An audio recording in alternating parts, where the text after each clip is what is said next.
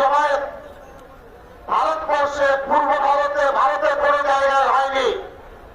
সিদ্দিকুল্লাহ চৌধুরী আপনাদের বলছে এবং আমরা প্রস্তাব আনতে চলেছি ওয়াকফের বিষয়ে।